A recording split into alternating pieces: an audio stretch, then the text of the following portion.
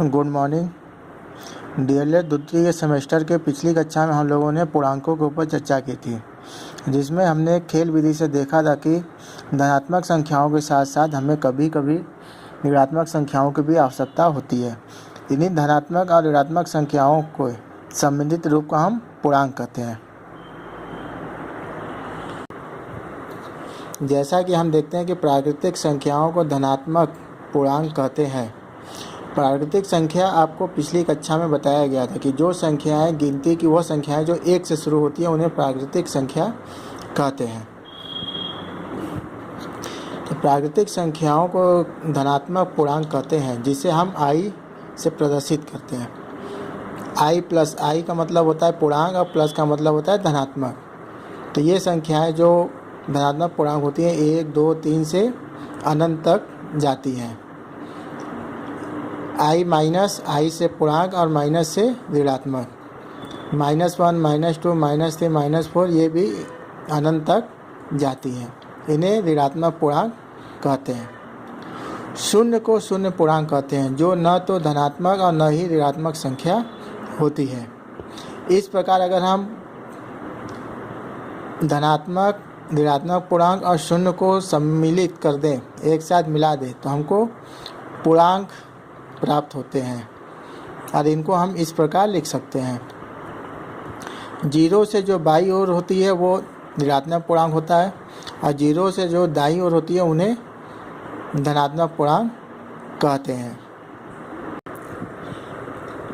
आइए अब पूर्णांकों के हम कुछ गुणों को देखें। पहला है योज्य प्रतिलोम। योज्य प्रतिलोम से हमारा तात्पर्य होता है प्रत्येक पूर्णांक के लिए एक ऐसा पूर्णांक होता है कि यदि दोनों पूर्णांकों को जोड़ दिया जाए तो उनका योगफल 0 के बराबर होता है। वे दोनों पूर्णांक योज्य प्रतिलोम कहलाते हैं। यानी कि हमारे पास दो ऐसे पूर्णांक हो जिनका योगफल हमेशा 0 आए, तो ऐसे पूर्णांकों को हम योज्य प्रतिलोम कहते हैं। जो एक पूर्णांक होगा वो दूसरे पूर्णांक का योज्य प्रतिलोम कहलाएगा।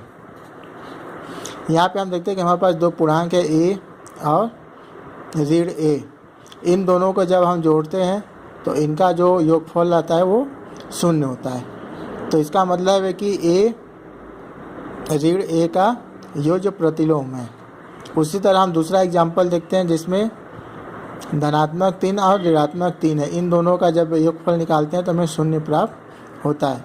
तो इस प्रकार हम कह सकते हैं कि ऋण 3 धन 3 का योज्य प्रतिलोम है। इसी तरह दूसरा गुण है गुणात्मक प्रतिलोम। यदि दो पूर्णांकों का गुणनफल 1 के बराबर हो तो उनमें से एक पूर्णांक को दूसरे का व्युत्क्रम अथवा गुणात्मक प्रतिलोम कहते हैं। जैसे 5 का गुणनफल हम 1/5 से निकालें तो उन दोनों का जो गुणनफल होगा वो 1 के बराबर होगा। यानी कि हम कह सकते हैं कि 5 1/5 का गुणात्मक प्रतिलोम है। इसी क्रम में जो हमारी अगली संख्या वो है परिमेय संख्या, यानी रेशनल नंबर्स। किन संख्याओं को हम परिमेय संख्याएं कहते हैं? अगर इसको आपको सिंपल वे में अगर बोलना हो तो जब किसी संख्या को हम p/q के रूप में लिख सकें जहाँ पे q 0 न हो, तो ऐसी संख्याओं को हम परिमेय संख्या कहते हैं। कुछ संख्याएं पूर्ण संख्याएं नहीं होती हैं। जैसा कि हम जानते हैं कि बहुत सारी ऐसी संख्याएं हैं जो पूर्ण संख्याएं नहीं होती। पूर्ण संख्याओं से हमारा तात्पर्य होता है कि जो 0 से शुरू होती हैं, 0, 1, 2, 3, 4, लेकिन इन संख्याओं के बीच में दशमलव की संख्याएं नहीं आती हैं। तो इसीलिए कुछ संख्याएं पूर्ण संख्याएं नहीं होती हैं। उन्हें हम भिन्न द्वारा या दशमलव द्वारा प्रकट करते हैं। अतः परिमेय संख्या a/b जहाँ b ≠ 0 यानी b 0 के बराबर नहीं हो सकता है, भिन्न के रूप में है। पूर्णांक संख्याएं और भिन्न जिन्हें पूर्णांक संख्याओं के अनुपात में प्रकट किया जा सकता है परिमेय संख्याएं कहलाती हैं।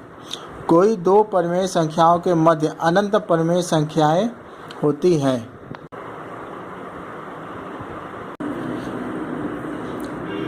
अब आगे हम देखते हैं कि शांत दशमलव संख्याओं को परिमेय संख्याओं में बदलना। शांत दशमलव से हमारा ऐसी संख्याओं से तात्पर्य होता है कि दशमलव के बाद जो भी अंक लिखे रहेंगे वो फिक्स्ड रहेंगे, वो रिपीट नहीं होंगे।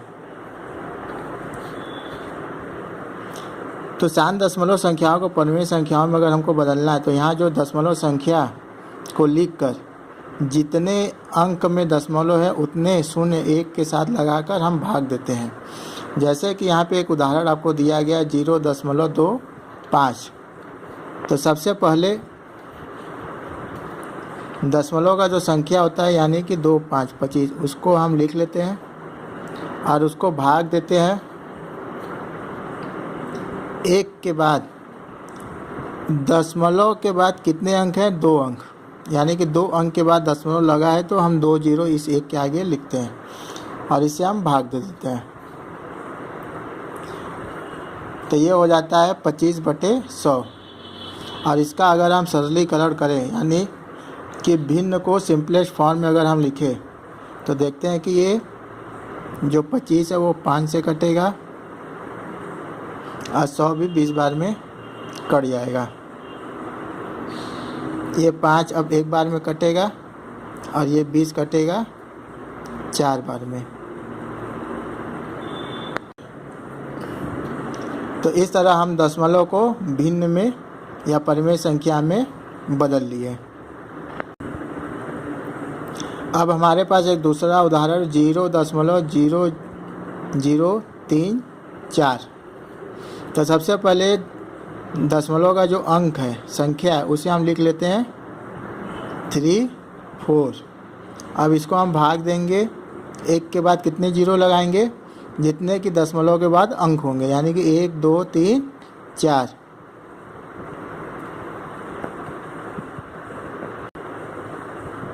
अगर इसको 2 से हम काटें तो ये 17 आएगा और ये आ जाएगा आपका 5000।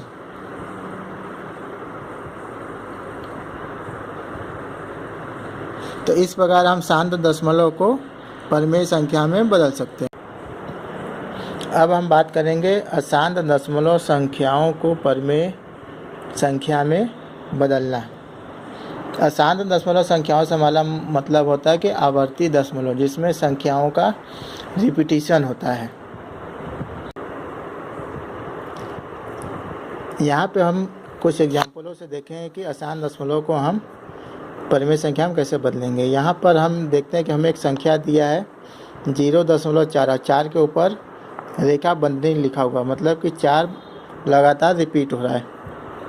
दशमलव संख्याओं को परिमेय संख्या में बदलना है। तो ऐसे सवालों को हम कुछ चरणों में करते हैं और इनके उत्तर को हम चरण वाइज तरीके से देखते हैं।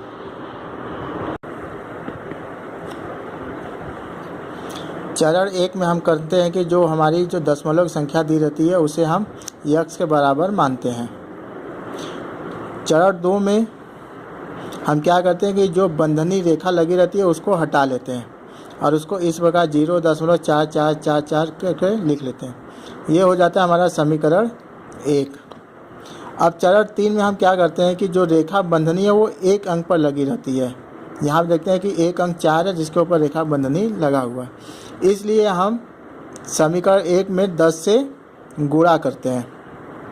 तो समीकरण 1 में जब हम 10 से गुणा करेंगे तो ये जो हमारा बायां पक्ष है वो 10 यक्स हो जाएगा और जो दायां पक्ष होगा वो 4.444 इस तरह प्रकार चलता रहेगा।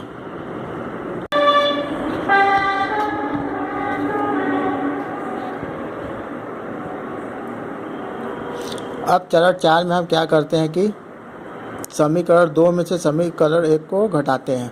तो जब समीकरण 2 में से पहले को घटाते हैं तो 10x माइनस x बराबर 4.44 घटाना 0.44।